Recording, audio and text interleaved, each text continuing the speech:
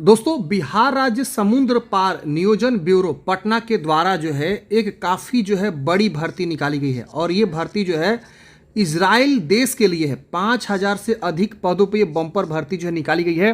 मैं आपको पूरा डिटेल में समझाऊंगा कि आपको जो है आवेदन कैसे करना है।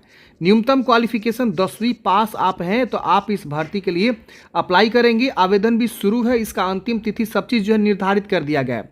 मैं आपको पूरी इन्फॉर्मेशन दूंगा, बस आपको वीडियो को लास्ट तक देखना है।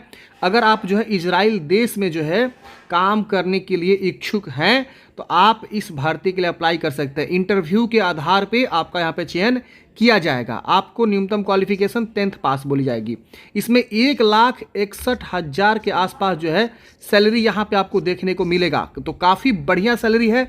आप में से बहुत सारे लोगों को पता भी होगा कि कुछ दिन पहले यूपी सरकार ने भी इसी प्रकार से, जो यूपी गवर्नमेंट जो है इसी प्रकार से क्या किया हुआ था, इजराइल में कई सारी वैकेंसी को कंडक्ट किया हुआ था। इजराइल में बहुत सारी वैकेंसी आई थी तो यूपी सरकार इसको प्रॉपर हैंडल कर रहा था। इसी प्रकार से बिहार सरकार निदेशालय नियोजन एवं प्रशिक्षण जो आपका है उसके द्वारा जो है ये पत्रांक संख्या आप देख सकते हैं। मैं ऑफिशियल दिखा रहा हूँ, ये कोई जैसे होता है ना कि एजेंट के थ्रू है या ऐसा कुछ नहीं है। ये बिल्कुल जो है बिहार सरकार का ऑफिशियल नोटिस है और इसमें प्रॉपर आपको जानकारी दिया गया। कहीं आपको एजेंट के चक्कर में नहीं पड़ना है, कहीं आपको किसी मतलब बिचौलिए के चक्कर में नहीं पड़ना। ये बिल्कुल बिहार सरकार इस जो है वैकेंसी को कंडक्ट कर रहा है और वही सिलेक्ट करके आपको जो भेजेगा।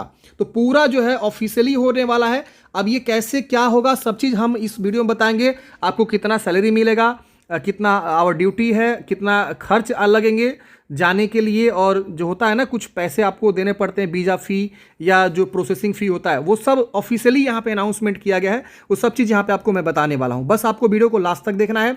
देखिए, सबसे पहले समझिए ये बिहार सरकार का ऑफिशियल नोटिफिकेशन है। निदेशालय नियोजन एवं प्रशिक्षण के द्वारा ये नोटिस जारी किया गया है। बिहार राज्य समुद्र पार नियोजन ब्यूरो पटना।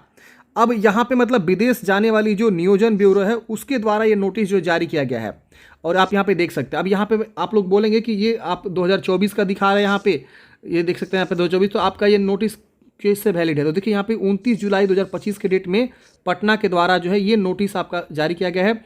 और यहाँ पे आप देखेंगे तो यहाँ पे जो सिग्नेचर भी आप देख सकते हैं, निदेशक का सिग्नेचर भी यहाँ पे आपका जो है जारी किया गया है, जो बिहार राज्य समुद्र पार नियोजन ब्यूरो पटना है उनके द्वारा 29 जुलाई 2025 के डेट में। तो ये ऑफिशियल ये है, आपको बिल्कुल ट्रस्ट करना है और मैं बताऊंगा कैसे आपको आवेदन करना है। प्रॉपर मैं जानकारी दूंगा कि आवेदन का प्रोसेस क्या है। अब देखिए, प्रेषक में यहाँ पे निदेशक, जो निदेशक है बिहार राज्य समुद्र पार नियोजन ब्यूरो पटना, उनके द्वारा जो है एक लेटर लिखा गया है। किनको लिखा गया है, तो बिहार के जितने भी जिला नियोजनालय सह उत प्रवासी संसाधन केंद्र है उनको जो है क्या किया गया है, लेटर लिखा गया है। और लेटर में लिख के ये रिक्वेस्ट किया गया है कि 7 दिन के अंदर जो है हमें इच्छुक अभ्यर्थियों की सूची जो है दीजिए। अब ये जो कार्य है वो जिला वाइज हो रहा है, सभी जिला नियोजनालय सह उत प्रवासी संसाधन केंद्र के माध्यम से हो रहा है। बिहार में 38 जिला है, गोपालगंज, सिवान, छपरा, हर एक जिला को आप लोग जानते होंगे, आप अलग अलग जिला के रहने वाले हैं। तो आपके अपने ही जिला में जो है ना जिला नियोजनालय सह उत प्रवासी संसाधन केंद्र है और ये आप पता करेंगे तो आपको पता चल जाएगा, जिसको हम लोग नियोजनालय बोलते हैं, जिला नियोजनालय ऑफिस, जिला नियोजनालय कार्यालय हम उसे बोल सकते हैं। वहां आपको जाना है और जिला नियोजन पदाधिकारी से आपको बात करना है इस भर्ती के बारे में। आप चाहें तो स्क्रीनशॉट भी ले सकते हैं और आपको यहाँ पे जो है पूरी जानकारी आपको देखने को मिल जाएगा। तो बस आपको मैं यही समझा रहा हूँ कि आपको क्या करना है, यहाँ पे जो है ये समझ लेना है। अब यहाँ पे क्या बोला गया कि उपयुक्त विषय कहना है कि बिहार राज्य समुद्र पार नियोजन ब्यूरो को इजराइल देश से रिक्तियाँ प्राप्त हुई है, जिनके कार्य, वेतन आदि संबंधित जानकारी संलग्न कर भेजी जा रही है। अतः रिक्तियों से संबंधित सूचना एवं व्यापक प्रचार प्रसार करते हुए उक्त रिक्त के आलोक में योग्य एवं इच्छुक अभ्यर्थी की सूची विहित प्रपत्र में पत्र प्राप्ति 07 दिनों के अंदर जो है आपको क्या करना है, देना है इनको। तो ये सरकार जो है सूची मांग रही है अलग अलग जिला वाइज, किनको रिक्वेस्ट करके, तो जिला नियोजनालय सह उत प्रवासी संसाधन केंद्र के जो पदाधिकारी हैं, जिला नियोजन पदाधिकारी, उनको जो है लेटर लिख के अवगत करा रही है कि आप हमें जो है 7 दिन के अंदर जो है इच्छुक अभ्यर्थियों का, जो भी इजराइल जाना चाहते हैं उनका जो है आप हमें जो है सूची प्रदान करिए ताकि हम आगे जो है भेज कर उनका रिक्रूटमेंट कर सकें, उनका इंटरव्यू ले सकें।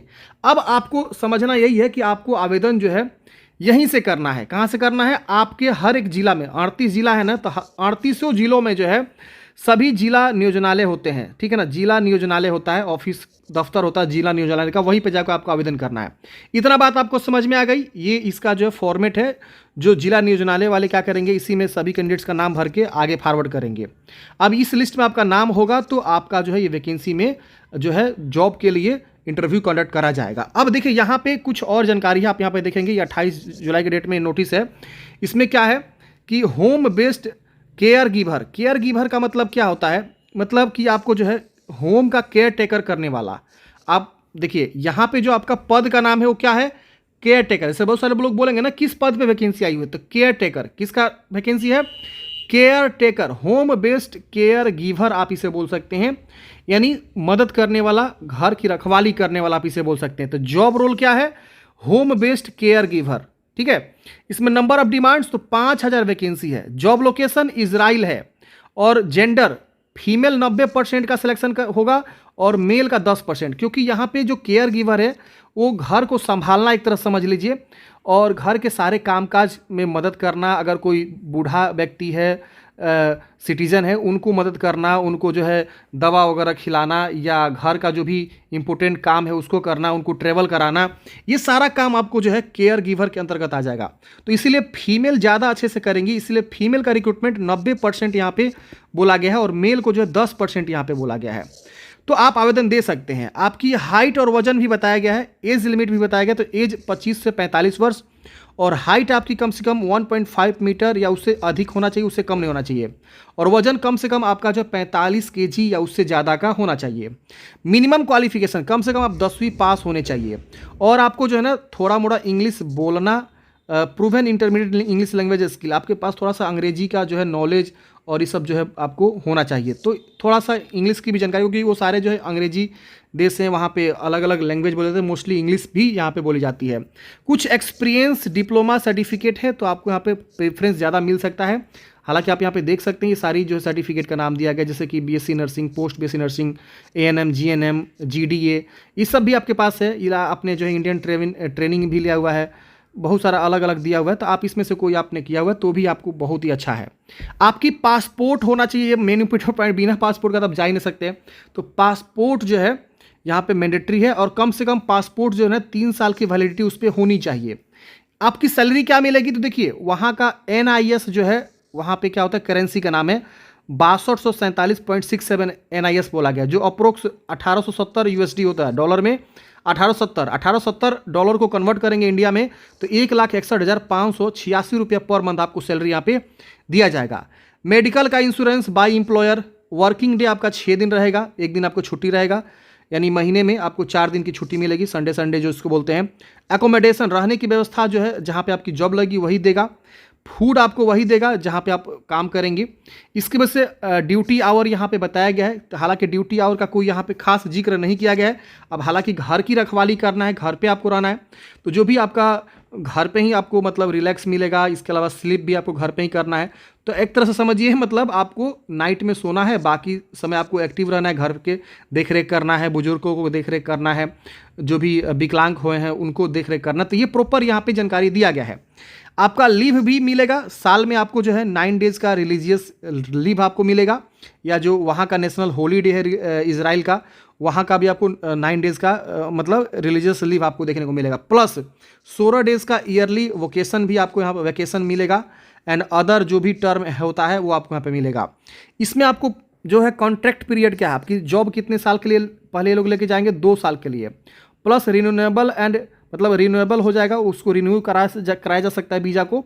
बाकी जो है SEC के द्वारा जो है डिटेल इन्फॉर्मेशन आपको शेयर किया जाएगा। PCC रिक्वायर्ड है, जैसे आपके पास अगर पासपोर्ट है तो आपको जो है पुलिस क्लियरेंस सर्टिफिकेट, इसको PCC का मतलब होता है पुलिस क्लियरेंस सर्टिफिकेट, और इसके लिए आपको ऑनलाइन अप्लाई करना आता है पासपोर्ट की ऑफिशियल साइट से PCC के लिए। तो किसी भी साइबर कैफे में जाएंगे, बोलेंगे हमको PCC अप्लाई करना है, तो 500 से 600 रुपये आपको लेगा। हालांकि गवर्नमेंट फी 500 है, वो 600 साढ़े 600 रुपये ले सकता है आपसे। PCC ऑनलाइन कर देगा। आपको पटना एक बार जाना होगा इंक्वायरी में, और फिर पटना से जो है एक फाइल आएगा आपके थाने में, और थाने में वो सारा चीज़ लिख देगा कि हाँ आपका कोई भी केस वगैरह नहीं है, आप बिल्कुल अच्छे आदमी हैं, तो आगे पीसीसी आपका बन जाएगा। पीसीसी आप जाके पटना से कलेक्ट कर लेंगे। तो ये मैंडेटरी डॉक्यूमेंट्स है। इसके अलावा आपका मेडिकल फिटनेस जो है सही होना चाहिए, तो वीज़ा के रिक्वायरमेंट के अकॉर्डिंग आपका जो है मेडिकल फिटनेस बोला गया है। इसके अलावा इंटरव्यू टाइप बोला गया है, तो आपका ऑनलाइन एंड वीडियो रिकॉर्डेड के माध्यम से आपका इंटरव्यू होगा। सिलेक्शन का प्रोसेस सिर्फ इंटरव्यू के आधार पर होगा। ज्वाइनिंग टिकट, मतलब यहाँ से जाने का जो टिकट है वो आपको खुद का खर्चा उठाना होगा इजराइल जाने का। अब जो भी टिकट का रेट है उसके हिसाब से आपका जो भी खर्चा होगा वहाँ पे आपको होगा। इसके अलावा अदर टर्म कंडीशन यहाँ पे आपको जो है बोला गया। इसके अलावा जॉब डिस्क्रिप्शन, काम क्या करना, ये इंपॉर्टेंट पॉइंट है। देखिए यहाँ पे बोला गया है कि आपको जो असिस्ट करना है पीडब्ल्यूडी यानी विकलांग पर्सन जो होते हैं उनको असिस्ट करना है, उनको केयरिंग करना है। इसके अलावा जो है उनके जो भी डेली एक्टिविटीज़ होती हैं लिविंग हाउस होल्ड में वो सब मैनेजमेंट करना है उनका। इसके अलावा जो है आपको जो है personal need of PWD such as dressing, उनको ड्रेसिंग कराना, बाथिंग कराना, क्लीनिंग करना, टॉयलेट। इसके अलावा डायपरिंग, मतलब डायपरिंग आप सबको पता है, बच्चा डायपर जो पहनता है, बूढ़े लोग भी डायपर पहनते हैं। फूड प्रिपरेशन को लिए खाना तैयार करना, कुकिंग करना, ईटिंग कराना, फीडिंग करना, क्लीन अप करना, मतलब साफ़ सफाई का ध्यान रखना, ये सब जो है। इसके अलावा उनका जो मेडिसिन को है, दवा दारू भी उनको मतलब देना, जो भी दवा होता है वो उनको देना। इसके अलावा जो है लिफ्टिंग, मतलब लिफ्ट देना, ट्रांसफरिंग, कहीं से कहीं लेके जाना हो, विकलांग पर्सन का क्लीनिंग करना हो।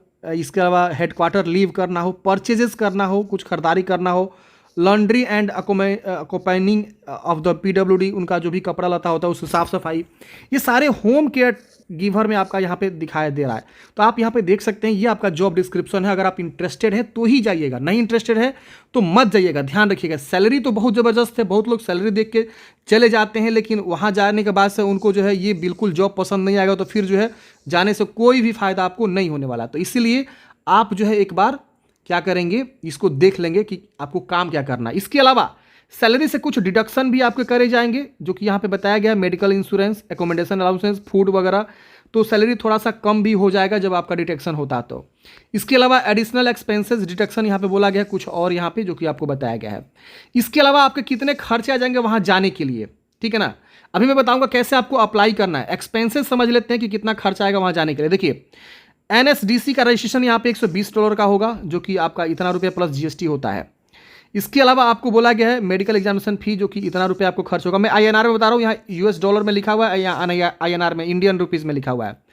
पुलिस रिपोर्ट आपको बनवाना होगा ₹518 का। पासपोर्ट इशू फी आपका इतना रुपया, वीज़ा फी इतना रुपया। इसके अलावा जो है फ्लाइट एक्सपेंसेस, जो मार्केट कॉस्ट होगा वो आपको पैड करना होगा। ये सारे जो है पैड बाई कैंडिडेट्स यहाँ पे लिखा हुआ है, मतलब आप ही को पैड करना है।